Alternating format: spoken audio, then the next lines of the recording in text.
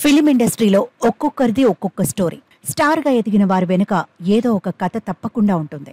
తాజాగా జాతీయ స్థాయి ఉత్తమ నటుడిగా ఎదిగిన హీరో ఒకప్పుడు రూపాయి కూడా లేకుండా ఇబ్బంది పడ్డారట. సినిమా అంటేనే మాయా ప్రపంచం. అది ఎప్పుడూ ఎవరిని ఎక్కడికి తీసుకువెళ్లి కూర్చోబెడుతుందో ఎవరికీ తెలియదు. ఎంత కష్టపడ్డా స్టార్లు కాకుండా కనుమరుగైన వారు ఉన్నారు. తమ కష్టంతో పైకి వచ్చిన వారు ఎందరో ఉన్నారు. సాధారణ బస్ కండక్టర్ ఇప్పుడు తమిళ సూపర్ స్టార్, కానిస్టేబుల్ తనయుడు టాలీవుడ్ను ఏలుతున్న మెగాస్టార్. ఇలా ఎవరి జాతకం ఎలా ఉంటుందో తెలియదు. అలానే జేబులో రూపాయి కూడా లేని ఓ వ్యక్తి ప్రస్తుతం జాతీయ స్థాయి అవార్డు అందుకునే రేంజ్కు ఎదిగాడు. ఇంతకీ ఆ హీరో ఎవరో కాదు, కాంతారా ఫేమ్ రిషబ్ శెట్టి. అవును, ఒక్క సినిమాతో ఇండియన్ ఫిలిం ఇండస్ట్రీని తన వైపు తిప్పుకున్నాడు రిషబ్. ఎక్కడో కన్నడ నాట మారుమూల దాగి ఉన్న ఓ ఆచారాన్ని బేస్ చేసుకుని ప్రపంచానికి వారిని గొప్పగా చూపించాడు రిషబ్ శెట్టి.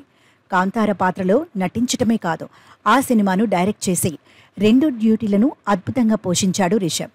ఇక కేజీఎఫ్తో కన్నడ పరిశ్రమకు మంచి గుర్తింపు వస్తే కాంతారాతో ప్రపంచవ్యాప్తంగా ఫేమస్ అయింది కన్నడ ఇండస్ట్రీ. ఇక రీసెంట్గా రిషబ్ శెట్టికి కాంతారా సినిమాకు గాను బెస్ట్ హీరో కేటగిరీలో జాతీయ అవార్డు వరించింది. దాంతో శాండల్వుడ్ పండుగ చేసుకుంటోంది. ఈ క్రమంలోనే రిషబ్ శెట్టి మరోసారి వైరల్ టాపిక్ అయ్యాడు. ఇండియా వ్యాప్తంగా అతని గురించి మాట్లాడుకుంటున్నారు. ఈ క్రమంలో రిషబ్ శెట్టికి సంబంధించిన మరో వార్త కూడా సోషల్ మీడియాలో తెగ తిరిగేస్తోంది.